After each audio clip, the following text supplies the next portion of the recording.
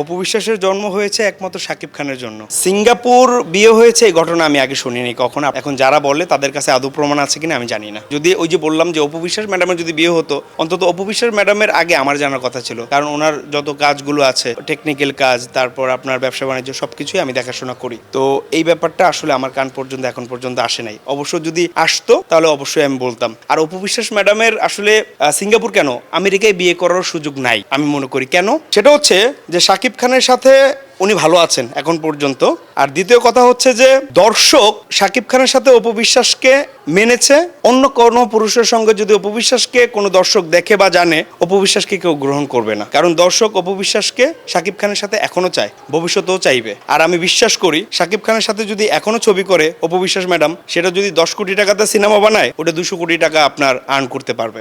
5+ star rating প্রাপ্ত দেশের সর্বোচ্চ বিদ্যুৎ সাশ্রয়ী ওয়ালটন এসি স্মার্ট কমফোর্ট এখন নেক্সট লেভেলে। অপু বিশ্বাস ম্যাডাম যদি বিয়ে করে, আমার মনে হয় অপু বিশ্বাস ম্যাডামের আগে আমার জানা উচিত। তো বিষয়টা আমি আগে শুনি নাই। যারা নাকি শুনেছে যে অপু বিশ্বাস ম্যাডাম বিয়ে করেছে, এই তথ্যটা একদমই সম্পূর্ণ মিথ্যা। অপু বিশ্বাসের জন্ম হয়েছে একমাত্র শাকিব খানের জন্য এবং তারা ভালো আছে।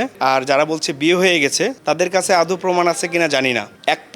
এক পক্ষ সবসময় ওরা জিনিসটাকে নেগেটিভ বানাতে চায় যে অপু বিশ্বাসের কোনো খুঁত ধরা যায় কিনা। কারণ অপু বিশ্বাস এমন এক নায়িকা, অপু বিশ্বাস ম্যাডামকে কাজ দিয়ে কেউ থামাতে পারেনি আজও পর্যন্ত। আমার মনে হয় আগামীতেও পারবে না। তো যারা কাজ দিয়ে থামাতে পারে না, তারাই একটু বানিয়ে চানিয়ে আপনার অপু বিশ্বাস ম্যাডামকে নিয়ে আজে বাজে কথা বলে। তবে ওদের জন্য দোয়া সবসময় আমাদের পক্ষ থেকে। আসলে তাদের প্রতি কোনো রাগ নাই। হয় কি দেখেন, ফেসবুকের মধ্যে আপনার ভালো ভিডিও দেখে আর নয়তো একদম খারাপ। যারা নাকি অপু বিশ্বাস ম্যাডামকে নিয়ে দুইটা কথা বলে একটু ভাইরাল হতে পারে বা সংসার চালাতে পারে, এটার জন্য অপু বিশ্বাস ম্যাডামের পক্ষ থেকে আশীর্বাদ। আর যারা নাকি এক টাকাও পায় না, তাদেরকে আমি মনে করি করার দরকার নাই।